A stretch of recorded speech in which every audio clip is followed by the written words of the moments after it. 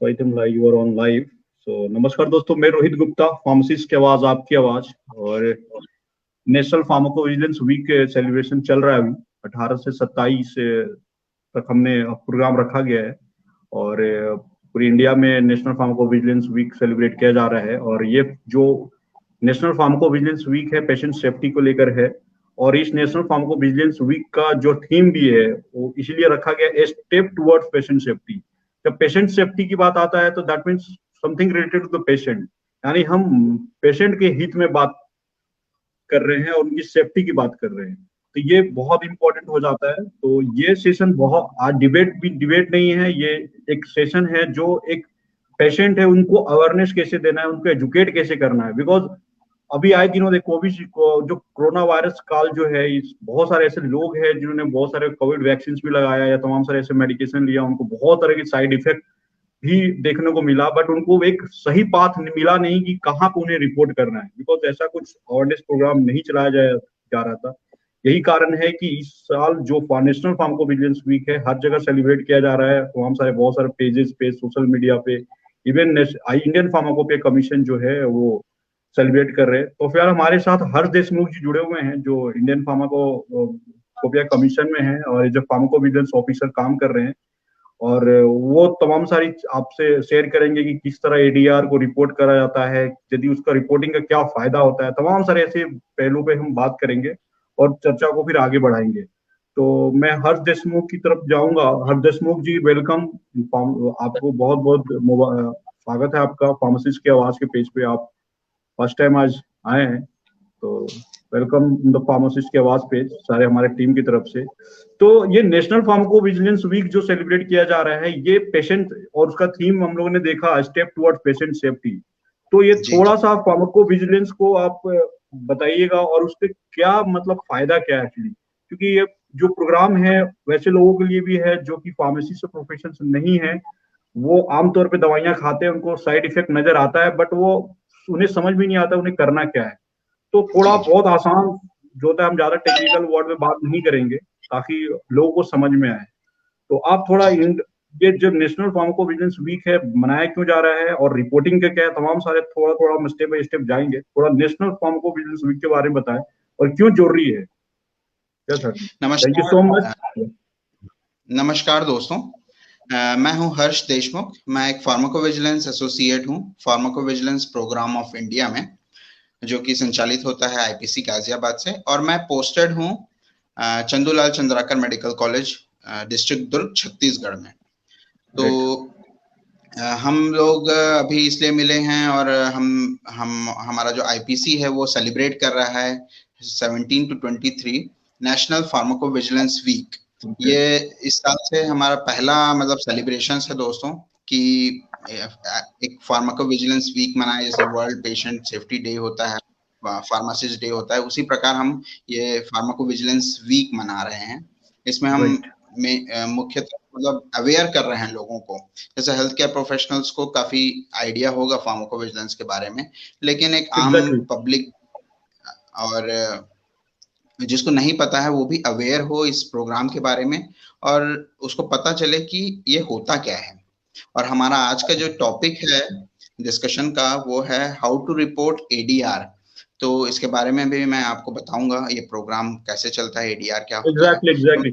और दूसरी चीज है हर्ष की, क्योंकि मैं आपसे जानने की कोशिश करूंगा कि लोग जो हैं आम पब्लिक की तौर पे हम देखें, यदि हम दवाइयां खा रहे हैं और उससे साइड इफेक्ट हो जाता है तो उन्हें समझ में नहीं आता है कि ये रिपोर्ट कहाँ करना है। तो इसका जो प्रोसीजर है आप बताएं लोगों को। जी, तो मैं स्टार्ट करूंगा रोहित जी एडीआर से। काफी हाँ लोगों को हाँ। तो ये भी समझ नहीं आता है कि एडीआर क्या है। तो एडीआर होता है एडवर्स ड्रग रिएक्शन। जैसे कि अ, इससे समझ में ही आ रहा है कि एडवर्स है कुछ चीज जो कि गलत है, या कि इसको जैसे हिंदी में हम बोलते हैं दुष्प्रभाव। तो ये मुख्यतः राइट। होता क्या है, जैसे हम कोई भी दवा लेते हैं या वैक्सीन लेते हैं कुछ बीमारी को ठीक करने के लिए। जैसे हम एज एग्जांपल लेते हैं कि बुखार के लिए हमने पैरासिटामोल लिया, ठीक है। तो हम्म। बुखार तो ठीक हो जाता है, पैरासिटामोल काम करता है, लेकिन उसके साथ हम्म। हमको जैसे मान लो कुछ रैश हो गया, दाने उभर गए स्किन में, या हेडेक हो गया या फिर डायरिया हो गया या कभी कभी एंजियोडीमा, मुंह फूल जाता है, तो ये जो होता है ये तो डिजायरेबल नहीं था। तो ये उस ड्रग के, कोई भी ड्रग के या पैरासिटामोल के ये दुष्प्रभाव है। तो इसको हम बोलते हैं एडवर्स ड्रग रिएक्शन। यानी ड्रग ने अपना काम तो किया, बुखार तो ठीक किया, लेकिन साथ साथ उसने साइड इफेक्ट दे दिया। कॉमन लैंग्वेज में इसको साइड इफेक्ट कहते हैं और साइंटिफिक टर्म्स में इसको एडीआर कहते हैं, एडवर्स ड्रग रिएक्शन। तो ये होता है एडीआर। अब इसके एग्जांपल्स यही हैं, जैसे पैरासिटामोल खाया और ये हो गया। और अभी कोविड के अभी मतलब उसमें देखे हैं तो सारे जो इंडिया है, जो 18 प्लस लोग हैं, एडल्ट पॉपुलेशन, वो हमारी वैक्सीनेशन के दायरे में आ रही है, जिनको सबको वैक्सीनेशन लग रहा है। तो अभी हमारी पूरी यंग पॉपुलेशन जो इंडिया की, वो एक्सपोज्ड है वैक्सीन के लिए। तो वैक्सीन हम लेते हैं लिए, कोविड वैक्सीन किस लिए ले रहे हैं? कोविड से बचाव के लिए, या फिर जो उसकी सीवियरिटी है, अगर कोविड हो जाता है तो उसकी सीवियरिटी को कम करने के लिए। तो ये तो मुख्य लक्षण हुआ कि कोविड वैक्सीन क्यों दे रहे हैं। लेकिन उसके साथ साथ कभी कभी हमको बुखार आ जाता है या फिर मसल्स दर्द देने लगती है जहां पे लगा है इंजेक्शन, या फिर हाँ सर दर्द हो गया, डिजीनेस हो गया। तो ये सब जो है एडीआर की कैटेगरी में आता है, रोहित जी। राइट। तो उन्हें वो साइड इफेक्ट हो गया, उसको रिपोर्ट कैसे करना है? जी, तो ये तो एडीआर हो गया। अब जो फार्माकोविजिलेंस है, फार्माकोविजिलेंस का डेफिनेशन क्या है? Pharmacovigilance is a science for detection, assessment, understanding and prevention of adverse drug reaction. तो एडीआर जो मुख्य बॉडी है, उसका जो साइंस है, उसको रिपोर्ट करने का, उसको डिटेक्ट करने का, एसेस करने का, अंडरस्टैंड, प्रिवेंशन, उसकी रोकथाम करने का जो साइंस है, वो होता है फार्माकोविजिलेंस। और ये फॉरेन कंट्रीज में ये काफी मतलब एस्टेब्लिश्ड प्रोग्राम होता है रेगुलेटरी बॉडीज का। तो हमारे इंडिया में फार्माकोविजिलेंस के लिए फार्माकोविजिलेंस प्रोग्राम ऑफ इंडिया, जिसको हम बोलते हैं पीवीपीआई, वो संचालित होता है। तो इसका मुख्य काम है एडीआर को रिपोर्ट करना, कलेक्ट करना, उसको एनालाइज करना। तो pharmacovigilance programme of India mainly 400 centres जो हैं ऑल इंडिया में, उससे संचालित होता है। इसका जो हेडक्वार्टर है वो आईपीसी गाजियाबाद है। और अलग अलग स्टेट्स में जो मतलब इस्टेब्लिश्ड मेडिकल कॉलेजेस है, वहाँ एएमसी बनाया है। एएमसी मतलब होता है एडीआर मॉनिटरिंग सेंटर, यानी जहां एडीआर की मॉनिटरिंग हो रही है, सतर्कता हो रही है, उसका रोकथाम के लिए प्रयास किए जा रहे हैं और उसको लोगों में जागरूकता लाई जा रही है। तो आप देखेंगे तो हर स्टेट के जो मेन मेडिकल कॉलेजेस हैं, वहाँ ये प्रोग्राम संचालित होता है डिपार्टमेंट ऑफ फार्माकोलॉजी में। और ऐसे 400 सेंटर्स इंडिया में संचालित हैं। अगर इसकी शुरुआत की बात करें रोहित जी, तो ये शुरुआत हुई थी 2010 में एम्स न्यू दिल्ली से। उसके बाद ये जो एम्स न्यू दिल्ली से ये प्रोग्राम रिकास्ट या ट्रांसफर हुआ था आईपीसी 2011 में। तब से आईपीसी इसको देख रहा है, इसको मॉनिटर करता है, एंड वहीं से ये रेगुलेट होता है। और अभी मैं आपको बताना चाहूंगा कि 2017 में WHO यानी वर्ल्ड हेल्थ ऑर्गेनाइजेशन का एशिया पैसिफिक रीजन के लिए आईपीसी जो है कोलैबोरेटिंग सेंटर, यानी वर्ल्ड हेल्थ यानी पूरे वर्ल्ड की हेल्थ ऑर्गेनाइजेशन का ये एशिया पैसिफिक रीजन के लिए कोलैबोरेटिंग सेंटर, जो कि हर 4 साल में रिन्यू होता है। और अभी हमको फिर से इसका रिन्यू हुआ है, जो कि 2025 तक अभी ये WHO का कोलैबोरेटिंग सेंटर रहेगा। ओके। तो बहुत सारे जो सेंटर है हर चीज इंडिया में, मतलब बहुत सारे जो सेंटर्स, आईपीसी जो है हेड ऑफिस गाजियाबाद में है, और उसके बहुत सारे सब सेंटर है जिसको एडवर्स मॉनिटरिंग एएमसी सेंटर बोलते हैं, adverse drug ADR monitoring centre, right. और वो सारे वो कलेक्शंस करते हैं एडीआर को, देन वो रिपोर्ट करते हैं। तो अब ये जो आमतौर पे यदि देखा जाए तो यदि कितने भी पेशेंट्स हैं जो ड्रग्स ले रहे हैं, दवाइयां ले रहे हैं, उनको एक साइड इफेक्ट हो जाता है, तो उनको किस तरह रिपोर्ट करना चाहिए, इस पे थोड़ा सा आप बताएं, और उसको फायदा क्या होगा यदि वो रिपोर्ट, यदि उसको ड्रग लिया उसने, उसको साइड इफेक्ट हुआ और उसने रिपोर्ट किया, तो उसमें पेशेंट्स को क्या फायदा होगा? क्योंकि हम पेशेंट्स इसमें एक बात बोलते हैं कि step toward the patient safety.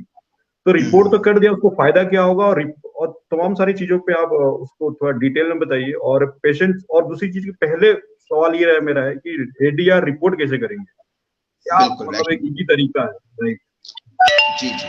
और ये हमारा डिस्कशन का भी टॉपिक है रोहित जी आज का, तो हाउ टू रिपोर्ट एडीआर। तो मैंने अभी राइट राइट। चंद मिनटों में आपको बताया कि पीवीपीआई एग्जैक्टली। प्रोग्राम। अब हम आते हैं कि एडीआर कैसे रिपोर्ट करें।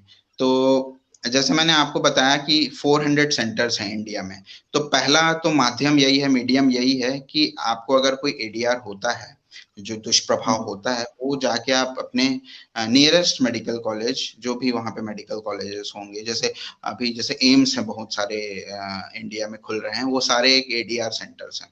तो आप किसी भी एम्स या स्टेट के कोई भी नियरेस्ट मेडिकल कॉलेज में जाएं और डिपार्टमेंट ऑफ फार्माकोलॉजी में आप रिपोर्ट कर सकते हैं। तो फायदा ये होगा कि वहाँ डिपार्टमेंट ऑफ फार्माकोलॉजी में ड्रग इंफॉर्मेशन सेंटर्स भी होते हैं, तो वहां से आपको जानकारी मिल सकती है। दूसरा है हमारा एडीआर फॉर्म। एडीआर फॉर्म हमारा है, ये इस प्रकार का हमारा एडीआर फॉर्म होता है।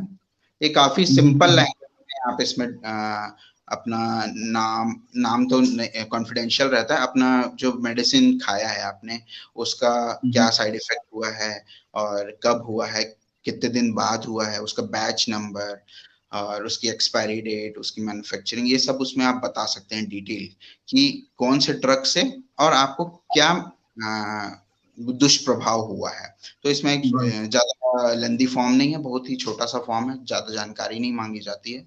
ये फॉर्म को आप मेल कर सकते हैं ipc@gov.in में, या मेडिकल कॉलेज में सबमिट कर सकते हैं। तो ये दो तरीके हुए। तीसरा तरीका है, आजकल सबके पास मोबाइल होता है, तो तीसरा तरीका है, ऐप हमारा है एडीआर ऐप। तो वो आप फ्रीली गूगल प्ले स्टोर से डाउनलोड कर सकते हैं। एडीआर पीवीपीआई ऐप है, राइट? एडीआर पीवीपीआई ऐप है, राइट? गूगल प्ले हाँ स्टोर में मिल जाता है। जी जी, बिल्कुल बिल्कुल सही। और वो भी काफी सिंपल यूजर इंटरफेस है उसका। सिर्फ आपको ओटीपी आएगा एक, जब आप एंटर करेंगे, और बहुत ही सिंपल है। सिर्फ मेडिकेशन पूछेगा, क्या दुष्प्रभाव हुआ है, कब हुआ है, और वो सबमिट हो जाएगा। सिर्फ आपको राइट। दो चीजें भरनी है, बहुत ही सिंपल, जैसे गूगल फॉर्म होता है अपने भरते हैं हम, वैसा ही प्रकार का। और चौथा जो सबसे मेरे मेरे ही पर्सनली मैं बोलूंगा कि सबसे इजीएस्ट वे है, वो है टोल फ्री नंबर। इसमें कोई चार्ज नहीं लगता है, और ये आप कभी भी इसमें कहीं पे भी रहें, आप फोन बस लगाना है आपको। तो मैं चाहूंगा कि हमारे जो भी दर्शक हैं, जो भी देख रहे हैं, वो इस नंबर को नोट करें। ये नंबर है 1800 180 3024। मैं फिर से फिर से रिपीट आप कर दूं। बोलिए। हाँ, 1800 180 3024। इसको याद रखने का तरीका भी मैं आपको बता दूंगा रोहित जी और हमारे दर्शकों को, कि 1800 से ही सारे टोल फ्री नंबर शुरू होते हैं इंडिया में, तो उसको तो याद रखने की जरूरत नहीं है। देन 1800 से निकाल लीजिए आप 180, देन 3024, ये मेन नंबर है। इसको कैसे याद रखेंगे आप? जैसे मंथ में एक महीने में 30 दिन होते हैं, तो वो 30 याद कर लीजिए, और एक दिन में 24 घंटे होते हैं, तो वो 24 आवर्स हो गए। तो आपको याद करने की भी जरूरत नहीं है। कोई भी दुष्प्रभाव हुआ, रिएक्शन हुआ, तुरंत आप फोन घुमाइए 1800 180 3024 को, तुरंत वहां पे कॉल रिसीव की जाएगी हमारे आईपीसी से, गाजियाबाद से, और कुछ पूछा जाएगा आपको, जो ये फॉर्म में भरना रहता है, वो जानकारी दीजिए और आपका फॉर्म सबमिट हो गया। तो बस सिर्फ हाँ, काम ये तो होगा। आपने 4 तरीके बताया। पहला तरीका ये बताया कि यदि किसी भी स्टेट में है, उसको किस तरह का कोई साइड इफेक्ट हो रहा है, तो उस अपने लोकल एएमसी सेंटर, यानी adverse drug reaction monitoring centre है, वहां पे रिपोर्ट कर सकता है। वहां पर उसे एक फॉर्म दिया जाएगा, उस फॉर्म में उसको पेशेंट का नाम, जो कि कॉन्फिडेंशियल रखा जाएगा, एक बता जी देता जी हूँ, कॉन्फिडेंशियल रखा जाएगा, कौन सा सस्पेक्ट ड्रग लिया है जो प्राइमरी इंडिकेशन के लिए, और उसके साथ कौन कौन सा मेडिकेशन लिया है, जिसको हम कॉन्कोमिटेंट मेडिकेशन टेक्निकल टर्म में बोलते हैं, यानी साफ साफ शब्दों में बोले तो उसके अलावा जो बीमारी के लिए लिया है उसके अलावा जो आपने कोई ड्रग लिया है वो हो जी गया, जी और डॉक्टर्स की डिटेल हो गया, तमाम सारी चीजें आपको वहां पे दे देना है, उसकी फिर रिपोर्टिंग हो जाती है। पहला एक तरीका ये बताया हर्ष देशमुख जी ने। जी दूसरा जी। आपने ये बताया कि एक आईपीसी का मेल आईडी है, फिर से आप रिपीट कीजिएगा हर्ष जी, ईमेल आईडी जो है इंडियन फार्माकोपिया कमीशन का हाँ, email I ID. ipclab@gov.in। Exactly आप इस ईमेल आईडी पर आप चाहे तो आप मेल कर सकते हैं कि जो भी आपको ड्रग से साइड इफेक्ट हुआ है, क्या क्या मेडिकेशन लिया है, प्राइमरी हेल्थ केयर कौन है उसका नाम, और आपकी जो एड्रेस है वो, जो कि पूरी तरह कॉन्फिडेंशियल रखा जाएगा। और तीसरा बताया था उन्होंने कि गूगल प्ले स्टोर पे आपको मोबाइल है, 90 बहुत सारे ऐसे लोग हैं जो एंड्रॉयड ऐप मोबाइल यूज करते हैं, आपको सिंपली प्ले स्टोर पे जाना है, ADRPPPI आपको वहां पे सर्च इंजन में डालना है, तो ऑटोमेटिकली आपको वहां पे आ जाएगा। और इस वहां से भी प्रकार से। आप जाके एग्जैक्टली हाँ, तो आप ये मोबाइल ऐप पे मिल जाएगा, वहां पे भी आप इंफॉर्मेशन डाल सकते हैं।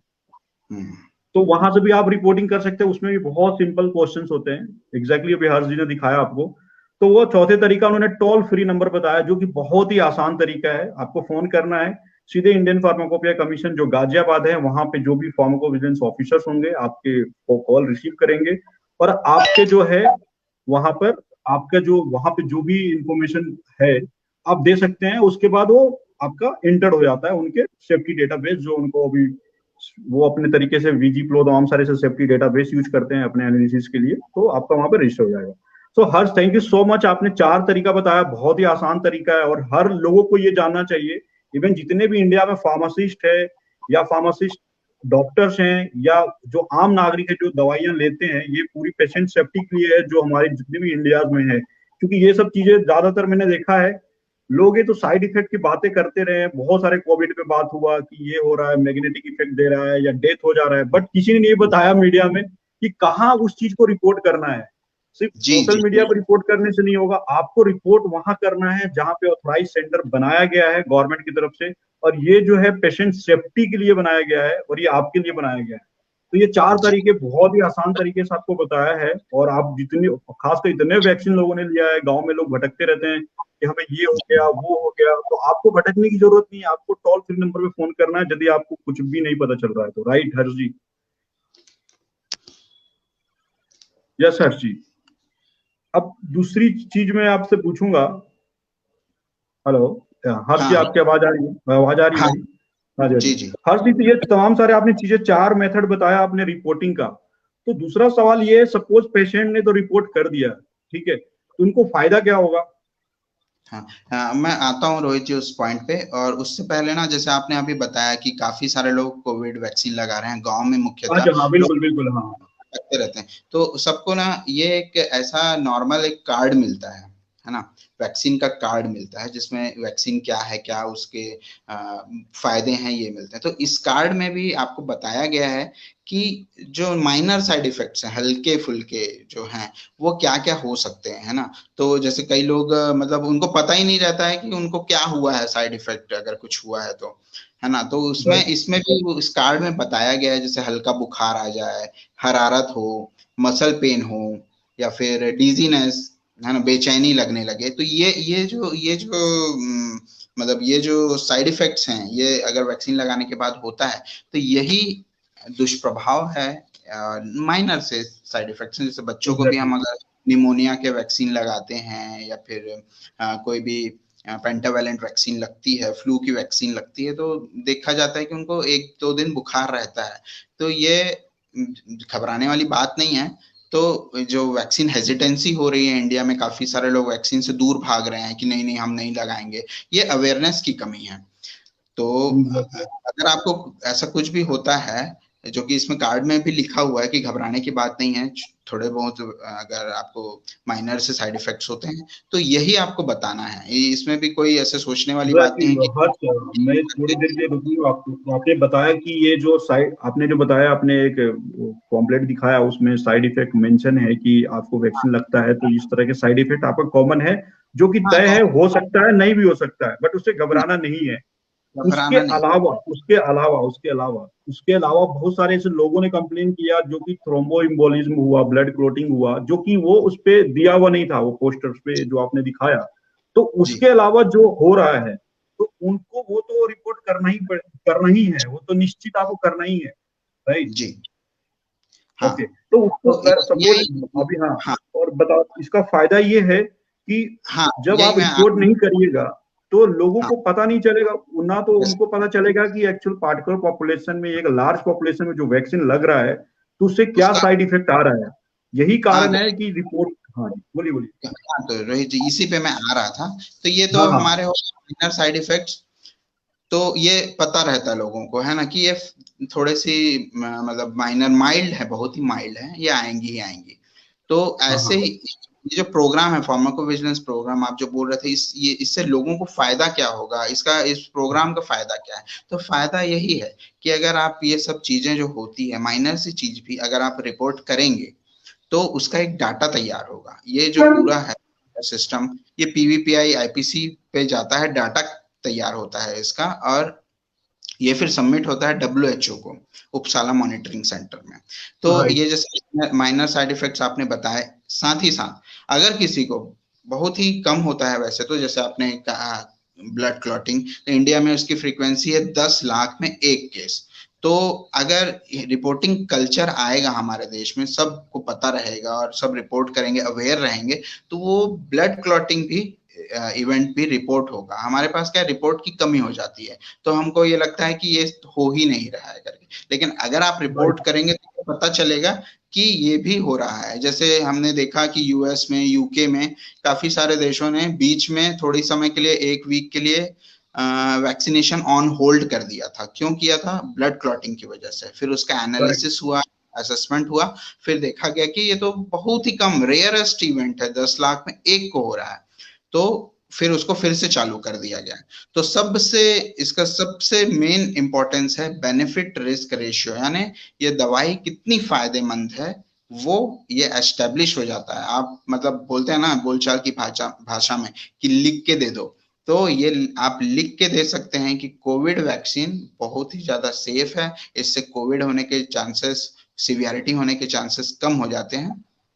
और ये जो ब्लड क्लॉटिंग है या फिर ये सब जो है, ये बहुत ही रेयरेस्ट इवेंट है। लेकिन अगर वो भी रिपोर्ट होंगे तो उसका भी हमारे पास डाटा रहेगा, और हम इसको मेडिसिन सेफ्टी और पेशेंट सेफ्टी के रूप में इस्तेमाल कर सकते हैं, लोगों को अवेयर कर सकते हैं कि इससे घबराने वाली बात है, नहीं है।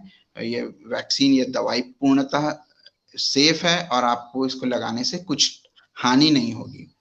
और एग्जैक्टली और दूसरी बात कि जैसे हमको देखने में मिलता है कि किसी मेडिकल कॉलेज में कोई एक प्रॉपर बैच नंबर है, अगर आप रिपोर्टिंग कल्चर आपका मतलब रिपोर्ट करते रहते हैं आप, तो उसका फायदा मैं बता रहा हूँ कि जैसे कभी सेफ्ट्राक्सोन है या फिर कोई भी इंजेक्शन है जो एंटीबायोटिक्स वगैरह का देते हैं, उससे कई बार डायरिया होता है, इचिंग होती है जहाँ पे लगाया है जिस हाथ में, इंजेक्शन साइट रैश या इंजेक्शन साइट इचिंग बोलते हैं।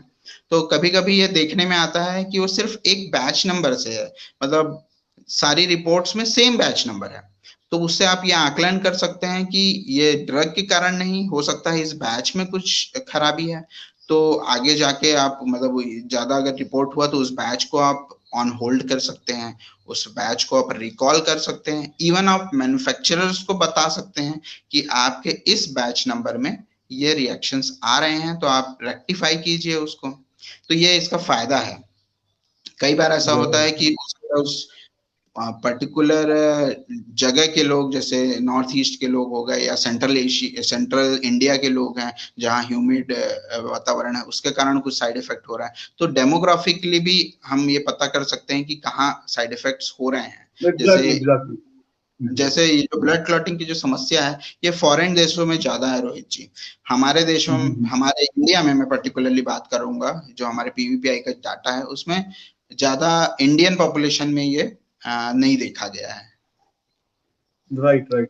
तो ये चीजें तो वाकई में, यदि एडीआर रिपोर्टिंग सिस्टम का जो हैबिट होगा, लोग एजुकेट होंगे, सोसाइटी एजुकेट होगा, तो एडीआर रिपोर्टिंग सिस्टम का बढ़ावा मिलेगा, तो उससे हमारी जो ड्रग से जो हाई रिस्क जो चीजें होने वाली है उससे हम अलर्ट हो जाएंगे और हम उस चीज को मिनिमाइज करेंगे। ये तो बिल्कुल फायदा है। यदि आप रिपोर्ट नहीं करिएगा तो चीजों को पता ही नहीं चलेगा। तो इसको बढ़ावा देना बहुत ही जरूरी है, right Harshi?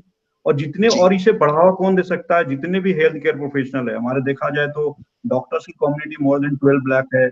Near to 20 lakh यदि देखा जाए तो सिर्फ फार्मासिस्ट हैं और फिजियोथेरेपिस्ट हैं, तमाम सारे हेल्थ केयर प्रोफेशनल हैं। यदि वो चीजों को बढ़ावा दें तो ताकि हमारा जो इस तरह का जो रिस्क है उससे हम बचा सकते हैं। और ये इंपॉर्टेंट क्यों हो जाता है? क्योंकि आपको मैं थोड़ा सा बैक ले जाऊंगा और हर्षी को भी थोड़ा बैक ले जाऊंगा। इसके बहुत साल पहले ये कब स्टार्ट हुआ, ये जो फार्माकोविजिलेंस का हम आज बात कर रहे हैं, इंडिया में अभी तक उतना ज्यादा सीरियस वाकई में नहीं लिया गया है। इसकी बैक स्टोरी की यदि हम बात करते हैं, बहुत पुरानी स्टोरी 1968 का, जो कि world black day pharmaceutical industry को मनाया गया था, जो थाइलेडोमाइड को लेकर, वहां से जी ये बिल्कुल। शुरुआत हुआ। तो थोड़ा सा हर्ष, आप थोड़ा सा, ज्यादा नहीं, थोड़ा सा बताइए कि क्यों इंपॉर्टेंट हो जाता है। बिकॉज वो 1968 का जो डरावना ये का जो ब्लैक फार्मास्यूटिकल इंडस्ट्री का जो डे मनाया जा रहा था थाइलेडोमाइड को लेकर, थोड़ा सा उसमें आप जाइए और उससे इंपॉर्टेंट जो, उससे आप लिंक कीजिए कि क्यों इंपॉर्टेंट है। बिकॉज हमें बैक जाना पड़ेगा, देन उसको कोरिलेट करेंगे, राइट? बिल्कुल रोहित जी, आपने बिल्कुल सही कहा। तो आप ये जो ड्रग बात कर रहे थे, थैलिडोमाइड, तो थैलिडोमाइड लॉन्च हुआ था 1957 में, और ये लॉन्च हुआ था वेस्ट जर्मनी में। तो यस, राइट। ना, तो ये जब लॉन्च हुआ तो ये इसका इंडिकेशन था मॉर्निंग सिकनेस, जो प्रेग्नेंट प्रेगनेंसी, वुमेन, जी, राइट। प्रेग्नेंट वुमेन्स को मॉर्निंग सिकनेस के रोकथाम के लिए ये दिया जाता था। ये फर्स्ट ट्राइमेस्टर वगैरह में दिया जाता था। तो उस समय इसकी सेफ्टी प्रोफाइल स्थापित नहीं हुई थी, उतना प्रूवन नहीं था, तब भी ये दिया गया और ये काफी सारे प्रेग्नेंट वुमेन्स ने इसको लिया। और 1960 यानी 3 साल बाद 1960 तक ये फिर ऐसा रिएक्शंस आने लगे, रिपोर्ट होने लगे। फेकोमेलिया, फेकोमेलिया मतलब होता है birth side phocomelia, effect, shortness of limbs and, right, right, birth. Yes. तो इसमें जो लिम्स हैं वो नहीं बन पाती बच्चों की, जो नवजात शिशु थे उनके हाथ पांव ही नहीं थे। तो ये एक साइड इफेक्ट था जो कि बहुत ही ज्यादा सीरियस साइड इफेक्ट है, डिसेबिलिटी है, वो हो रहा था थैलिडोमाइड के कारण, जो कि पता ही नहीं था। तो राइट। 1961 में फिर पूरे यूरोपियन यूनियन में ये साइड इफेक्ट्स देखने को मिला। इवन मतलब 10,000 जो बर्थ थे, वो 10,000 लोग, मतलब बच्चे, नवजात शिशु इसके कारण इफेक्ट हुए और उनके जो डिसेबिलिटी हो गया। तो ये बहुत ही सीवियर, और यही यही जो घटना है, ये आगे चल के मतलब फिर वहां से शुरुआत हुई फार्माकोविजिलेंस की, ये कितना ज्यादा घातक और कितना ज्यादा मतलब नुकसानदेह हो सकता है। तो और या इवन डेथ भी हुई थी काफी नवजात शिशुओं की। तो वहां से सेफ्टी प्रोफाइल और पेशेंट सेफ्टी की शुरुआत हुई थी कि हर ड्रग जो है वो फायदा नहीं देता है, every medicine is not a boon. तो तो फिर वहां से वहां, फार्माकोविजिलेंस का शुरुआत हुआ, राइट? और थैलिडोमाइड फिर वहां से बैन हो गया था 19, यानी इवन सिर्फ 4 साल में देखिए इसने क्या कर दिया था। और 1961 में ये ड्रग जो टोटली बैन हो गई थी। एग्जैक्टली, तो ये, मैं बस वही लोगों को बताना चाह रहा हूँ कि ये फार्माकोविजिलेंस इतना इंपॉर्टेंट क्यों है। बिकॉज मैं 1968 का जो बात किया, 1954 में जो थाइरोइड ड्रग जो था मॉर्निंग सिकनेस में, प्रेगनेंसी में दिया जाता था, और उसके बारे में कुछ भी नहीं पता था कि इसका जी क्या निगेटिव साइड इफेक्ट पड़ेगा। और यही कारण जी था, धड़ेले उसको इस्तेमाल किया गया। और एक ऐसी पूरी एक 10,000 आई थिंक पेश जो थे प्रेग्नेंट वुमेन, उन्होंने रिसीव किया था मेडिसिन। और जितने भी बच्चे हुए थे, किसी का हाथ नहीं था, किसी का पैर नहीं था, तो तमाम, किसी का नोज था तो उसका कुछ अलग था, किसी का आइज एक था तो एक नहीं था, तमाम सारे से चीजें नजर आया। उसको हम टेक्निकल यदि मेडिकल टर्म में बात करें, फोकोमेलिया। तो ये जी इंपॉर्टेंट इसलिए हो जाता है कि यदि आप इसको बढ़ावा नहीं देंगे तो हमें पता नहीं कि आगे क्या होगा। और हो भी रहा। अब जैसे अब वैक्सीन की बात बोली, इतनी लार्ज पॉपुलेशन जो वैक्सीन ले रही है, ले ही जा रही, ले ही जा रही है, और आप कुछ, जी यदि आपको कुछ हो रहा है ऐसे आसपास, या ऐसे पेशेंट्स हैं, कई लोग बोलते हैं कि डेथ भी हो जा रहा है, तो वो जब तक रिपोर्ट नहीं होगा, जब तक एनालिसिस होगा ही नहीं है। तो एक इफिकेसी उसका और एक रिस्क प्रोफाइल निकालने के लिए ये रिपोर्टिंग इंपॉर्टेंट हो जाता है। यदि वाकई में आपको साथ हो रहा है और आप रिपोर्टिंग नहीं कर रहे हैं, तो ना तो एनालिसिस निकलेगा, ना तो हमारा आगे की क्या हमारा एक्शन प्लान होगा, यानी विजिलेंस डिपार्टमेंट का, वो भी नहीं पता चलेगा। तो ये बहुत ज्यादा इंपॉर्टेंट हो जाता है। और अभी मैं देखूं 70 करोड़ लोगों ने, आई थिंक बहुत ज्यादा लोगों ने वैक्सीनेटेड हुए हैं। और उसमें यदि एडीआर रिपोर्टिंग की बात करूं तो उतना ज्यादा फ्रिक्वेंसी नहीं है जितना होना चाहिए, राइट? क्योंकि हम हाँ, सोसाइटी, क्योंकि राइट, हाँ हर्षी प्लीज। हाँ, हमारे पास अभी 7,000 रिपोर्ट्स हैं इसके दैट इज वेरी लेस, कितने परसेंट हुआ? That is very less. Very less. और अगर हम WHO की ग्लोबल फार्माकोविजिलेंस डाटा की बात करें तो हम कंट्रीब्यूट करते हैं अराउंड 70,000 ADRs ईच ईयर, और हमारा ग्लोबल रैंकिंग है इंडिया का 9th इन द वर्ल्ड। हम फर्स्ट सेकंड हैं ग्लोबल पॉपुलेशन में, लेकिन हमारा जो रिपोर्टिंग है वो हमको 9th पे ले आता है, और टॉप में है एग्जैक्टली। US, China. तो अगर लोगों में अवेयरनेस होगी, और इवन वो माइल्ड रिएक्शंस, अगर मैं इसलिए बार बार बोल रहा हूँ माइल्ड रिएक्शंस, कि आप में ये अवेयरनेस आए और आप में रिपोर्टिंग कल्चर आए, तो अगर आप माइल्ड रिएक्शन को भी रिपोर्ट करेंगे तो आप बड़े रिएक्शन जो कि बहुत ही कम होते हैं उसको तो रिपोर्ट करेंगे ही करेंगे। तो मैं रोहित जी आपके इस पेज के माध्यम से और इस प्रोग्राम के माध्यम से ना, मैं ये फार्मासिस्ट लोग को जो हमारे मतलब बैकबोन हैं इसके, क्योंकि वो लोग डायरेक्ट कम्युनिटी से जुड़े होते हैं और डायरेक्ट पेशेंट से इंटरेक्ट करते हैं, तो मैं उनको निवेदन करूंगा, रिक्वेस्ट करूंगा कि हमारे ऐसे पोस्टर्स आते हैं जो मैं आपके पेज पे मैं डाल दूंगा, ये हिंदी में है। हाँ हाँ हाँ, anyone just take the print out from my हाँ, पेज। मैं डाल दूंगा। और ये मैं सबको रिक्वेस्ट करूंगा कि ये जो पोस्टर्स हैं ये हिंदी में हैं, और इसमें एकदम संक्षिप्त में जानकारी दी गई है, और ये टोल फ्री नंबर भी दिया गया है। तो अगर ये मैंने आप पोस्टर डाला है ये। जी जी yeah. जी, तो आप अगर ये ऐसा 5 रुपए का प्रिंट आउट निकाल के, कलर प्रिंट आउट निकाल के अपने मेडिकल स्टोर्स में लगाएंगे, तो ये पूरे जनमानस को, पूरे पॉपुलेशन को, इतने ही हमारी बिलियन लार्ज पॉपुलेशन है, तो उन तक ये बात पहुंचेगी कि हाँ ऐसा कोई प्रोग्राम है और ऐसा एक टोल फ्री नंबर है जिसपे हम ये रिपोर्ट कर सकते हैं, जो कि सबसे इजीएस्ट वे है। तो इससे अवेयरनेस बहुत बढ़ेगी। तो मैं सारे मेडिकल एग्जैक्टली स्टोर्स, एग्जैक्टली। सारे और दूसरी भी फार्मेसी, जितने भी केमिस्ट हैं हमारे, मोर देन 12 लाख लोग हैं जो उनको हर को अपने पोस्टर्स लगाना चाहिए। और इवन जरूरी नहीं है कि कोविड वैक्सीन की हम बात कर रहे हैं, हाँ ऑल द नॉर्मल, मेडिसिन जो भी अवेलेबल है, चाहे जेनरिक हो, इनोवेटर्स हो, XYZ या कुछ भी हो, और आप यूज करते हैं, आपको साइड इफेक्ट हो रहा है या नहीं हो रहा है, या मेडिसिन काम नहीं कर रहा हो, आपने जी हेडेक के लिए खाया और हेडेक ठीक हुआ ही नहीं, तभी भी आप रिपोर्ट करो, राइट। हाँ हाँ, क्योंकि कई बार ऐसा ये होता, तभी हमें पता चलता है कि उस मेडिसिन का जो ड्रग, उस पे हम इन्वेस्टिगेशन करते हैं कि भैया वो दवाई जो है वाकई में दवाई है या सिर्फ प्लेसिबो है या ऐसी डमी है, तो भी एग्जैक्टली एक्शन होगा। हम बात करते हैं बार बार की फेक मेडिसिन है, फेक मेडिसिन है, तो how to identify the fake medicine? जब तक आप रिपोर्टिंग कल्चर नहीं लाइएगा तब तक आप कोई मेडिसिन को फेक बताइएगा कैसे? तो बहुत सारे ऐसे लोग हैं मेरे पे पेज में आते हैं कि मैंने ये दवा खाता हूँ, मुझे ये ठीक नहीं होता है, तो वी हैव टू जी जी, रिपोर्ट दिस ADR। ये टेक्निकल में लैक ऑफ इफिकेसी बोलते हैं, राइट हर्षी? एग्जैक्टली, हाँ, बिल्कुल सही है। लैक ऑफ इफिकेसी का केस बनता है। और वाकई में यदि उसी पार्टिकुलर ड्रग का या प्रोडक्ट का या ब्रांड का कंटिन्यूसली वो रिपोर्ट होगा, तो definitely regulatory will take the actions and will yes, discontinue the product in the market, even though उनको लगेगा कि नहीं ये तो कोई फायदा ही नहीं है, या कोई ऐसा दवा है जिससे आपको लग रहा है कि उसे मेजर साइड इफेक्ट हो रहा है, तो उसकी रिपोर्टिंग कल्चर आप बढ़ाइएगा, तो रेगुलेटर उसको भी अपनी डिसीजन लेगी। यानी पूरी आपकी रिपोर्टिंग पे ही रेगुलेटरी है वो डिसाइड करेगी वो दवा मार्केट में रहना चाहिए या नहीं रहना चाहिए। यदि उसका हाँ रिस्क ज्यादा है, बेनिफिट कम है सोसाइटी के लिए, तो definitely regulator will take the very strong action and then discontinue the product in the market, right Harsh ji? तो बिल्कुल सही ये एक रोहित। फायदा है। और दूसरी फायदा ये है कि कोई भी दवाइयों से क्या है कि उसके बारे में यदि कोई हाई रिस्क, यदि रिस्क ज्यादा है, तो उससे क्या होगा, इमीडिएट रेगुलेटर एक्शन ले लेगी ताकि एक लार्ज पॉपुलेशन उससे इफेक्टेड ना हो। तो ये भी हाँ एक्चुअली आपको बहुत बेनिफिट है, राइट हर्ष जी? बिल्कुल सही, वही मैंने एग्जांपल दिया कि जैसे हाँ US हाँ FDA या यूके में MHRA हैं, उन्होंने 1 हफ्ते का बैन लगाया था कोविशील्ड पे, कि ये ब्लड क्लॉटिंग का जो रिएक्शंस आ रहे थे उसको मॉनिटर एनालाइज करने के लिए, तो वो ऑन होल्ड था कुछ समय के लिए कोविशील्ड। फिर देखा गया कि ये 10 लाख में है, एनालिसिस हुआ कि 10 लाख में एक को हो रहा है ये जो साइड इफेक्ट है ब्लड क्लॉटिंग का, फिर उसका बैन हटा दिया गया। तो इससे यही जाहिर होता है कि बेनिफिट ज्यादा है, मतलब इतने सारे लोगों को कोविड की सीवियरिटी से, डेथ से वो बचाता है, और उसके रिस्क बहुत कम है कि वो 10 लाख लोग में सिर्फ एक को वो हो रहा है, तो रिस्क बहुत कम है, बेनिफिट बहुत ज्यादा है।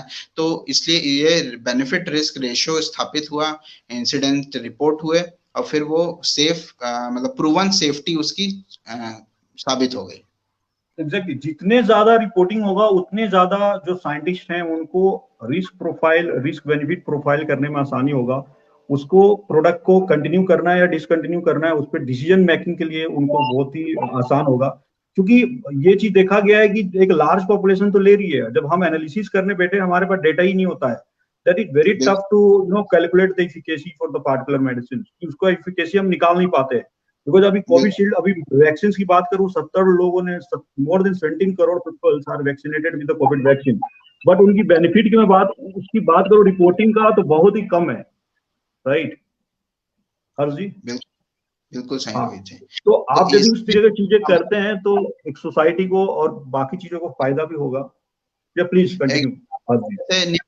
निमोसुलाइड हम हमेशा लेते हैं, तो ये मैं बताना चाहूंगा कि फॉरेन कंट्रीज में ये निमोसुलाइड पूर्णतः बैन है, मतलब ये बैन है पूरा, कोई नहीं लेता वहां। लेकिन इंडिया में जो हमारे पास जो डाटा मौजूद है उसके अकॉर्डिंग निमोसुलाइड यहाँ भी बैन है, लेकिन पार्शियली बैन है। आप निमोसुलाइड 12 साल के कम बच्चों को नहीं दे सकते, तो लेकिन 12 साल से ऊपर या एडल्ट पॉपुलेशन ले सकती है निमोसुलाइड को, जो कि उसकी काफी मतलब बहुत सारे साइड इफेक्ट्स हैं, लिवर टॉक्सिसिटी, ये सब की उसकी काफी ज्यादा टॉक्सिसिटी रहती है, काफी साइड इफेक्ट्स हैं उसके। तब भी हमारी यंगर पॉपुलेशन जो है, एडल्ट पॉपुलेशन है, ले रही है। लेकिन हमारे पास जो डाटा है वो है बच्चों का, तो इसलिए बच्चों में वो बैन है, 12 साल से कम बच्चों में, और ऊपर के लोग में मिल रहा है। तो अगर लोग लेते हैं निमोसुलाइड, उनको कुछ टॉक्सिसिटी या फिर कुछ भी परेशानी होती है तो वो रिपोर्ट करेंगे, हमारे पास वो डाटा आएगा, तो हो सकता है आगे चल के वो भी हमारे यहाँ बैन हो जाए, जो कि लोगों के सेफ्टी के लिए ही है। बट हर जी एक चीज मैं देखा हूँ, requesting to all the doctors जो मुझे देख रहे हो या वॉच कर रहे हो, तो उनसे भी मेरा रिक्वेस्ट रहेगा कि आप यदि किसी पेशेंट को प्रिस्क्रिप्शन देते हैं, तो जो भी उससे आपको नेगेटिव साइड इफेक्ट आपको आप ऑब्जर्व करते हैं, तो you have to report this idea to the regulatory authority, so that वो भी, उनको भी आसानी हो इवैल्यूएट करने में। कि कई बार मैंने देखा है कि ऐसा एक डर होता है कि नहीं, मैंने ये साइड इफेक्ट रिपोर्ट कर दिया तो कुछ ज्यादा हमारे ऊपर आ जाएगा, तो ऐसा कुछ नहीं है वो। मैं ये फॉर्म दिखाया रोहित जी आपको, जो इसमें डायरेक्ट यहाँ पे लिखा हुआ है लाल, मतलब हेडलाइन हेडिंग है इसकी, कि बिल्कुल कॉन्फिडेंशियलिटी मेंटेन करते हैं, और इसमें ना डॉक्टर का नाम ना पेशेंट का नाम डिस्क्लोज होता है, और इसमें कोई लीगल ये जैसे इससे कुछ रिएक्शन हुआ और आप इसको अगर कोर्ट में ले जा रहे हैं, तो ये एक लीगल डॉक्यूमेंट नहीं है, इसमें ये सिर्फ एक जानकारी के लिए है। तो इससे कोर्ट केस या लॉ के अंडर ये डॉक्यूमेंट नहीं आता है, मेडिकल लीगल केसेस में ये नहीं इसको प्रस्तुत कर सकते हैं आप। तो ये बिल्कुल सिर्फ एक जानकारी का माध्यम है कि आप ये रिपोर्ट कर रहे हैं, सिर्फ एक रिपोर्टिंग कल्चर डेवलप। तो इसमें डरने वाली उससे क्या होगा कि आपकी, उससे क्या होगा कि जो ऑफिसर्स हैं उनको भी रिस्क प्रोफाइल लिखने में आसानी होगा, एक्शन जो उनका जो एक्शन टेकन होगा, उनका जो एक्शन होगा जो ड्रग पार्टिकुलर मेडिसिन को लेके, उसको आसानी होगा। जब तक डेटा नहीं रहेगा तो that is very difficult to identify all these things. हम इफिकेसी की बात नहीं कर पाएंगे कि मार्केट में कौन सी मेडिसिन फेक है, ये नहीं पता चलेगा। तो तमाम सारी चीजें से आपको फायदा होता है। और जितने भी हेल्थ केयर प्रोफेशनल है, इवन पेशेंट को भी हैबिट बनाना चाहिए, because everyone using the Android phone, right? So उन्होंने मेथड जो रिपोर्टिंग का इतना आसान है, आपको प्ले स्टोर में जाना है, एडीआर पीवीपीआई इंस्टॉल करना है, आपको रिपोर्ट कर देना है, इसमें किसी तरह का कोई आपको वो चीज नहीं है। तो ये सब चीजें फायदा होता है। अभी अब जिस thank you so much Harsh. Then थोड़ा सा I will take few comments actually, because बहुत सारे कमेंट्स आ रहा है। पहला झारखंड से भी आया कि रांची झारखंड से धर्मेंद्र सिंह जो काउंसिल्स में ही है और पीसीआई के हैं, तो उन्होंने पूछा कि क्या झारखंड में एडीआर मॉनिटर एएमसी सेंटर है? बिल्कुल है, बिल्कुल है। रांची में झारखंड के, रांची रिम्स। एक्चुअली मैं झारखंड का हूँ नहीं रोहित जी, तो मुझे वहाँ नहीं एग्जैक्टली मैं बता देता हूँ। आपने यस बोल दिया, मैंने भी पता है, उसको चेक किया अभी। आई थिंक राजेंद्र रिम्स, जो Rajendra institute of medical science है, वहाँ पे फार्माकोविजिलेंस डिपार्टमेंट है। देन आप वहां पर जाके रिपोर्ट कर सकते हैं। और यदि और दिल्ली में बात करूं, दिल्ली में भी बहुत सारे एमएनसी सेंटर है, जो पूनम जी भी बोल रही है। और भगवंत सर का एक बात, या I will take the comment from the Bhagwant sir कि nimesulide is not approved in west, not banned here, it is the restricted use. Exactly कुछ कंट्रीज में बैन है, यदि मैं देखूं तो पूरी फुली नहीं है, बट रिस्ट्रिक्टेड है टू लेस देन 12 जो ईयर चाइल्ड है उसमें, राइट हर्ष? क्योंकि हाँ, बाकी बहुत सारे ऐसे कंट्रीज है, आरओडब्ल्यू की बात करूँ, जैसे बहुत है, बोत्सवाना है, तंजानिया, तमाम सारे ऐसे कंट्रीज है, वहां पे रिस्ट्रिक्टेड है। और बहुत सारे आर्टिकल्स भी हैं सर, जो कि वहां पे भी क्लियरली मेंशन है कि nimesulide is totally restricted in the below 12 year patient, तो उसमें रिस्ट्रिक्टेड है। और दूसरी चीज, ये चीज एक और कमेंट आया हर्ष जी की, जो इतने पॉपुलेशन है कि उनको हैंडल करने के लिए क्या सफिशिएंट एडीआर मॉनिटरिंग सेंटर है? तो हाँ, मेरा तो मैं तरफ, हाँ एग्जैक्टली, मैं प्लीज। इसमें हाँ बताना चाहूंगा रोहित जी कि जो हमारा थीम है ना, a step towards patient safety, तो एटलीस्ट मैं ये बताना चाहूंगा कि हम ये फार्माकोविजिलेंस वीक ही इसीलिए मना रहे हैं कि लोगों को पता चले। पहले राइट। लोगों को डीआर पीवी के बारे में ही नहीं पता चलता था, तो एटलीस्ट अब जागरूकता फैल रही है। हमने शुरुआत की थी 40 सेंटर से 40 सेंटर्स, और आज हम हैं 400 सेंटर्स, तो 10 फोल्ड इंक्रीज हुआ है।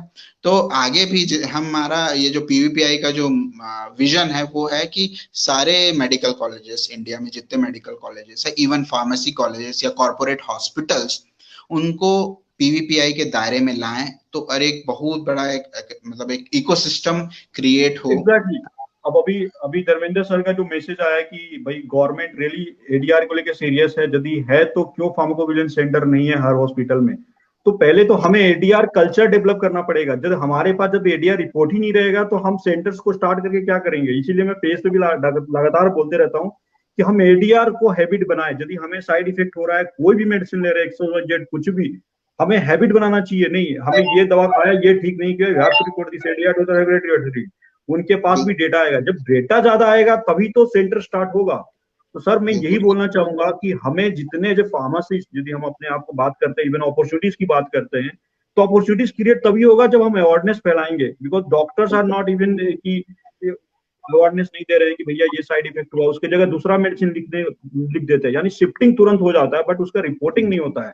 तो नहीं पहले हो हम रहा एडीआर रिपोर्टिंग का जो हैबिट बढ़ाएंगे तो हमारे पास रिपोर्टिंग ज्यादा होगा, डेफिनेटली रिपोर्टिंग ज्यादा होगा तो बर्डन आएगा, तो जो अपॉर्चुनिटीज क्रिएट होगा, फिर government will decide to start the pharmacovigilance centre in every hospital even, right? तो ये तो हमें प्रैक्टिस में लाना है। यदि नहीं आएगा तो definitely it's very difficult to start the ADR centre. कोई बिल्कुल फायदा नहीं बिल्कुल है ना स्टार्ट करने से फिर, क्योंकि वहां बिल्कुल पे सही। जब उनके पास रिपोर्ट ही नहीं आएगा, राइट हर्ष?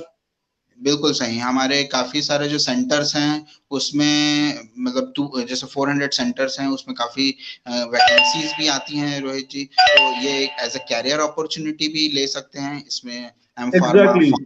फार्मडी के लिए। तो जितने ज्यादा सेंटर्स खुलेंगे, लोगों में अवेयरनेस होगा, लोग रिपोर्ट करेंगे, तो और काम करने की जरूरत पड़ेगी, और हमको एसोसिएट्स चाहिए रहेंगे। तो एज अ कैरियर अपॉर्चुनिटी भी आप इसको देखिए कि सेंटर सिर्फ बढ़ाने बस से फायदा नहीं मिलेगा, लोगों में ये अवेयरनेस होनी चाहिए कि ये सेंटर है, ये प्रोग्राम चल रहा है, एएमसी है, एडीआर हम रिपोर्ट कर सकते हैं। तो जैसे जैसे रिपोर्टिंग बढ़ेगी वैसा वैसा ये प्रोग्राम आगे जाएगा। इवन एम फॉर्म्स को Form रिकॉग्निशन D, मिलेगा। same form, right, right, correct, correct. Yes. Then I'll take another comment from Dharmender Singh ki, why not in each medicine stream this ADR reporting is made aware, more aware? Please. देखिए, मैं बताना चाहूंगा कि धर्मेंद्र जी, जो आपका कोई भी medicine लेते हैं आप, तो उसमें एक पैकेज इंसर्ट होता है, ठीक है? अगर आप उसको देखेंगे तो उसमें ये लिखा रहता है कि आप कैसे रिपोर्ट कर सकते हैं, ठीक है? तो अब उसके जो इनर कार्टन है या फिर जो उसके लेबल है, उसमें लिखना थोड़ा सा जगह कम रहती है, इसलिए लिखा नहीं जाता है। तो अंदर जो पैकेज इंसर्ट है उसमें ये जानकारी रहती है कि क्या दुष्प्रभाव हो सकते हैं और आपको कहाँ रिपोर्ट करना है। तो ये मैं जानकारी देना चाहूंगा आपको। और ये जो हमारा हम जो टॉक कर रहे हैं, हम जो सेशन कर रहे हैं, वो भी इसीलिए कर रहे हैं ताकि लोगों को बता सकें कि रिपोर्ट कैसे करना है, अगर उनको पता नहीं है तो। सो हर जी सी एक चीज और मैं सुन रहा हूँ कि ये जो इंडियन फार्माकोपिया कमीशन जो है ये totally associated with the ministry of health welfare, right? जी बट ये चीजें मैंने देखा कि कोविड को लेके तमाम सारे ऐसे लोग जो मीडिया पे, कई सारे डॉक्टर्स हैं specially from the Indian medical association, तो उन्होंने तमाम सारे ऐसे साइड इफेक्ट, जो मैग्नेटिक इफेक्ट, वैक्सीन के बाद कई बार मैग्नेटिक इफेक्ट देखने को मिला सोशल मीडिया पे, लोग बहुत सारा हो हंगामा हुआ और लोगों का कई साइड डेथ लोगों का होने लगा। तो ऐसे तमाम सारे ऐसे चीजें सोसाइटी, फेसबुक पेज, मीडिया, तमाम सारे ऐसी चीजें दिखा रहे थे। तो ये हमारी जो मीडिया है उन्होंने फिर इस चीजों को क्यों बढ़ावा नहीं दिया कि भाई आप इतने वैक्सीन हो रहे हैं, आप इतना पैनिक क्यों रहे? You have to report this ADR to the regulator, to the concern person only, right? But unnecessary इन सब चीजें हुआ, तो देन इसमें फिर इंडियन फार्माकोपिया कमीशन ने इसको बिग लेवल पे एडवर्टाइज क्यों नहीं किया?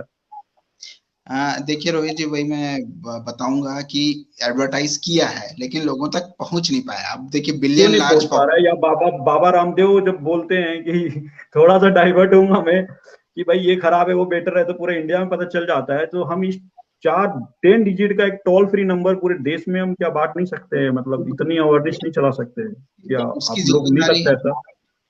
उसकी जिम्मेदारी हमारे ऊपर है रोहित जी, हमारे जैसे 400 लोगों और आप जैसे जागरूक फार्मासिस्ट के ऊपर है ये जिम्मेदारी, इसीलिए हम ये प्रोग्राम कर रहे एग्जैक्टली हैं। राइट। और करेक्ट ये करेक्ट। हमारा हमारा दायित्व है, इट्स अवर रिस्पॉन्सिबिलिटी कि ये जो फेक न्यूज है ना, ये आपने जो कहा ये सब ये फेक न्यूज है, really it's a fake right. News. जिस वैक्सीन हेजिटेंसी आती है, आप कभी भी ऐसा रिपोर्ट नहीं हुआ है in the any corner of the world की अगर आप वैक्सीन लेते हैं और आपकी बॉडी मैग्नेटिक रिएक्शन देती है, ये इट्स अ टोटली फेक, क्योंकि लोगों ने एग्जैक्टली exactly। और दूसरी चीज, हाँ, हर चीज की मीडिया, हाँ, एक बीमारी प्रोटोकॉल। एडीआर जब आपका कोई न्यू इनोवेटर मॉलिक्यूल्स होता है और लॉन्च होता है, तो यदि किसी तरह का आपको कोई रिएक्शंस होता है तो आपको एक कंसर्न पर्सन को ही देना है, ये नहीं कि आज तक और ऐसे मीडिया को देना है और उसको फिर चला के एक निगेटिविटी क्रिएट हो। क्योंकि जी जी उसमें पेशेंट का कॉन्फिडेंशियलिटी रखा जाता है। मैंने बहुत बार देखा कि भाई सीधे डायरेक्ट लाइव दिखा दिया गया, एक निगेटिव मैसेज क्रिएट होना चालू हो गया, बिकॉज जो हम देखते हैं वही चीजों को पकड़ लेते हैं। तो ये सब जी चीजें बिल्कुल, और जितने भी हमारे कुछ मीडिया वाले भी जुड़े हुए हैं, मैं उनसे भी आग्रह वही करूंगा कि यदि आपको ऐसा लगता है आपके आसपास किस तरह का कोई ऐसे पेशेंट्स आते हैं, तो पहले आप वहां पर रिपोर्ट करें, उसकी इन्वेस्टिगेशन करें, उसके बाद ही चीजों को दिखाएं, ताकि उसका एक निगेटिव इम्पैक्ट ना पड़े। बिकॉज कभी कभी ऐसा क्या होता है कि पेशेंट के दिमाग में एक निगेटिविटी चलने लगता है। जब निगेटिविटी चलने लगता है तो definitely negative side effect cause होने लगता है। साइंटिफिकली ये प्रूव भी है बहुत सारे आर्टिकल में, राइट हर्ष जी? जी, बिल्कुल सही, बिल्कुल सही। तो ये सब चीजों पे बिल्कुल इग्नोर करना चाहिए। और मेरे जितने भी हेल्थ केयर प्रोफेशनल है, मेरे more than I think 55,000 pharmacist almost associated with this space, definitely so that I am requesting to each and everyone कि आप लोगों को एजुकेट करो, just try to educate the society. और उनको बताओ कि नहीं, आपको कोई भी प्रॉब्लम हो रहा है, इवन आप डिस्पेंसिंग में हैं, आप डिस्पेंस कर रहे हैं मेडिसिन को, उनको दो तो बोलो कि यदि आपको कोई भी फायदा नहीं हो रहा है तो आप रिपोर्ट करो। बिकॉज डे टू डे हर दिन फार्मा कंपनी आ रहा है, डोंट नो कि either they are maintaining the quality या नॉट। तो कैसे डिसाइड होगा? जब आप प्रैक्टिस में आइएगा। तो एडीआर रिपोर्टिंग को प्रैक्टिस में लाना है, और आप सभी से यही रिक्वेस्ट है कि आप जितना हो सके रिपोर्ट करें और अवेयरनेस दें। और जो अभी आज का हम लोगों ने बात किया, इसको भी मैं चाहूंगा कि आप हिट दें, ताकि शेयर करें, ताकि आम लोगों को तक पहुंचे बात। बिकॉज और दूसरी बात है, अपॉर्चुनिटीज की बात करेंगे। अपॉर्चुनिटीज तभी आएगा जब हम इन सब चीजों को बढ़ावा देंगे। और बिल्कुल कई बार सही। लोग ऐसे भी बोलते हैं, हाँ एग्जैक्टली, कई बार ऐसे लोग बोलते हैं कि नहीं, हमें गलत दवाई को लिख दे रहा है। इवन बहुत सारे ऐसे जो है नॉन हेल्थ केयर प्रोफेशनल है, जिनको हम अनइथिकल लोग हैं जो प्रैक्टिस कर रहे हैं अभी एलोपैथी का, और वो भी किस तरह का मेडिसिन गलत तरीके से लिखते हैं, तो उससे भी हम आइडेंटिफाई कर सकते हैं, क्योंकि उसमें भी एचसीपी का नाम आता है। तो वो भी बिल्कुल एक सही। फायदा है लोगों को, कि ताकि उसे आइडेंटिफाई किया जाए, रिकॉग्नाइज किया जाए कि कहाँ से इस तरह का जो गलत गलत चीजें लिखी जा रही है और जो निगेटिव चीजें मिल रहा है। कई बार ऐसा होता है कि मेडिसिन जो होता है रिस्ट्रिक्टेड होता है प्रेगनेंसी में। थोड़ा सा मैं जाऊंगा हर जी और बाइंड अप करूंगा मैं, 1 घंटे का जी, जी। सेशन होता है, कि कई बार ऐसा देखा गया है कि क्या बहुत सारे जो ड्रग्स होते हैं जो प्रोहिबिटेड होता है प्रेगनेंसी में, वो कॉन्ट्राइंडिकेटेड होता है। और कई बार लिखा रहता है कि फर्स्ट ट्राइमेस्टर सेकेंड ट्राइमेस्टर उसमें आपको मतलब मेडिसिन देना नहीं चाहिए। तो ऐसे में आप क्या बोलिएगा कि उसको किस तरह आप देखते हैं चीजों को? उनको एजुकेट करना चाहिए या नहीं करना चाहिए इसको लेकर? बिल्कुल, बिल्कुल प्रेगनेंसी करना खासकर बर्थ डिफेक्ट बिल्कुल, काफी देखने को मिलता है। हाँ बिल्कुल जी। करना चाहिए कि मैं वही बता रहा था कि जो पैकेज इंसर्ट रहता है उसमें सारी जानकारी रहती है। एटलीस्ट अगर आप प्रेग्नेंट वुमेन है तो वैसे तो डॉक्टर को ये मालूम रहता है, लेकिन अगर फिर भी अगर आपको अपनी सतर्कता के लिए अपने बचाव के लिए देखना है तो पैकेज इंसर्ट में आप देख सकते हैं। उसमें अगर कोई भी कॉन्ट्राइंडिकेशन है, कोई भी साइड इफेक्ट्स उसके जो हैं वो लिखे रहते हैं। इवन आप ये जो कोविड वैक्सीन है ये जब पहले आया था तो ये प्रेग्नेंट वुमेन या लैक्टेटिंग वुमेन को नहीं दिया जा रहा था, लेकिन राइट। 4-5 महीने बाद जब इसकी सेफ्टी प्रोफाइल एडल्ट पॉपुलेशन में आ गई कि हाँ हमारे पास डाटा आ गया कि ये 78% इफेक्टिव है जो कोविशील्ड है हमारा, और इसकी प्रेग्नेंट वुमेन या लैक्टेटिंग वुमेन में इसका कोई मेजर साइड इफेक्ट नहीं है, तब उसको फिर प्रेग्नेंट वुमेन्स के लिए रोल आउट किया गया। तो यही इस चीज का एडीआर और फार्माकोविजिलेंस का फायदा है। और राइट समय के साथ साथ फिर अभी भी आप देख सकते हैं कि हम बच्चों को नहीं दे रहे हैं ये वैक्सीन। तो समय के राइट। साथ इसकी सेफ्टी प्रोफाइल स्थापित हो जाएगी, प्रूवन हो जाएगा, तब फिर ये सेफ बच्चों को भी दिया जाएगा। तो समय के साथ साथ धीरे धीरे इसकी सेफ्टी प्रोफाइल प्रूवन इवन होती है। एग्जैक्टली, और ये यदि एक्टिविटी होता है तो सिर्फ ऐसा नहीं कि पेशेंट सेफ्टी के लिए भी है, ऐसे तमाम सारे जो WHO का लगातार रिपोर्ट आता है इंडिया को लेकर कि भाई फेक मेडिसिन है, वो भी आइडेंटिफाइड होगा कि कौन कौन सी मेडिसिन फेक है, कौन कौन सी मेडिसिन जो कंपनीज है they are not maintaining the quality and all. तो उससे भी आइडेंटिफाई होगा, तो बहुत सारे जो चीजों का सॉल्यूशन मिल सकता है उसका समाधान किया जा सकता है। ये सिर्फ जी। एक चीजों से नहीं है, बहुत सारे होगा। कई लोग ऐसे हैं जो कि ओवरडोजिंग, कई लोग उनको दे दिया हाँ, जाता है जबरदस्ती फॉर द पार्टिकुलर बेनिफिट, तो वो उससे भी प्रिवेंट मिलेगा। देखा जाए तो बहुत सारे बेनिफिट है। As a pharmacist, as a researcher, आप यदि कोरिलेट करना चाहिएगा तो बहुत तमाम सारी चीजें मिलेंगे। और आपको वाकई बिल्कुल। में पूरी नॉलेज चाहिए विजिलेंस के, तो बहुत सारे आर्टिकल्स पढ़े हुए हैं, PDFs पढ़े हुए हैं। इवन जी। आप even I try to provide few articles कि इस पेज में दूं कि ताकि आपको भी पता चले। तो मैं जी। यही रिक्वेस्ट करूंगा कि आप ADR रिपोर्टिंग का थोड़ा हैबिट बनाएं और जितने भी हैं आसपास उनको एजुकेट करें as a health care professional, ताकि हमें भी आसानी हो और रिसर्चर को भी आसानी हो, जो कि वो रिस्क प्रोफाइल जो है बात कर रहे थे अभी हरदेश मुख जी, बहुत बहुत सारी बातें की है, ताकि वो उनको लिए भी आसानी हो। और एक चीज और, एक I will take another comment actually, sorry, थोड़ा सा लूंगा मैं। किन्ने क्या आया था, ask the authority to arrange the programme of the some pharmacist of India, make them aware about the ADR। या आई थिंक ऑलरेडी ये अवेयरनेस प्रोग्राम सब चल रहा है, आई थिंक, राइट? बिल्कुल।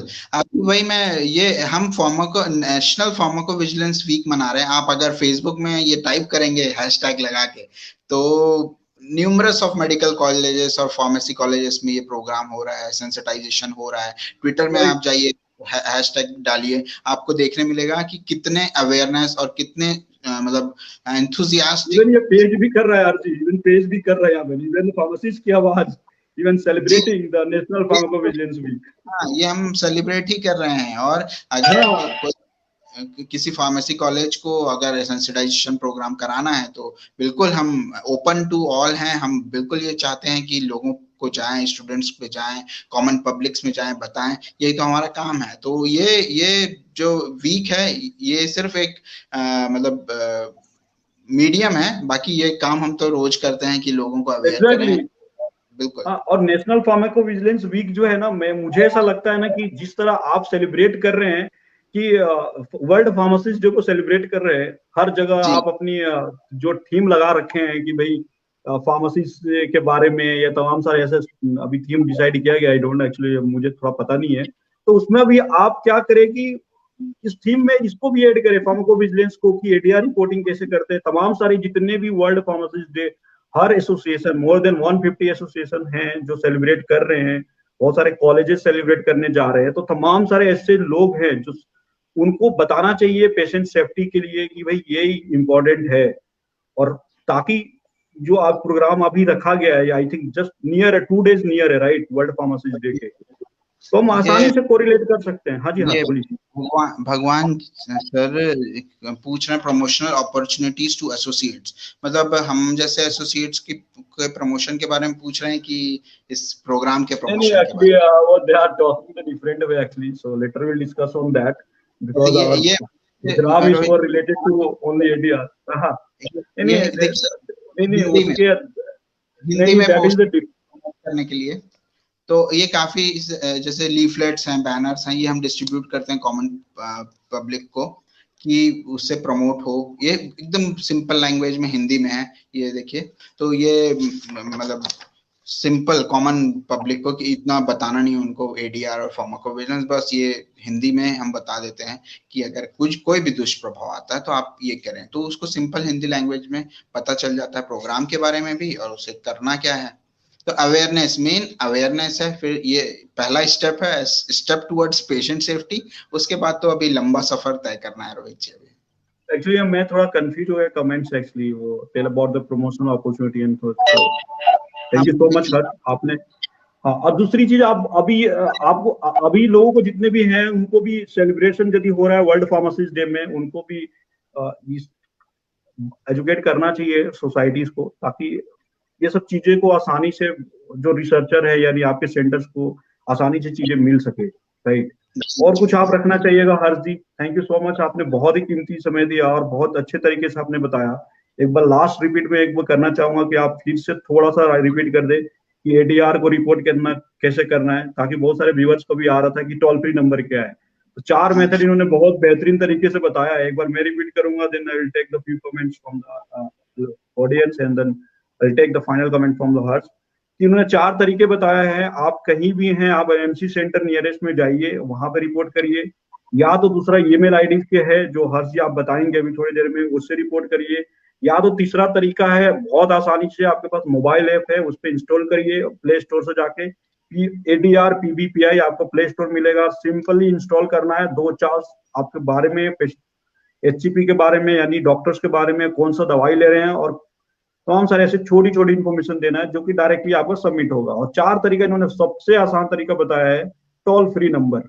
तो हर जी आप toll free number email ID थोड़ा सा बता दें और फिर इसको कंक्लूड करेंगे। हाँ जी। हाँ, तो जो चारों तरीके में 2 सबसे सिंपल तरीके हैं। उसमें पहला तो है एडीआर ऐप, और अगर आपके पास सिर्फ जानकारी और आप इतना ऐप इंस्टॉल नहीं करना चाहते हैं तो एक ईमेल आईडी है pvpi.ipc। मैं चाहूंगा सब नोट कर लें इसको, pvpi.ipc@gov.in। तो ये हो गया ईमेल आईडी। और सबसे इजीएस्ट जो मुझे भी बहुत ही मतलब सबसे बेसिक और सबसे इजीएस्ट वे लगता है वो टोल फ्री नंबर।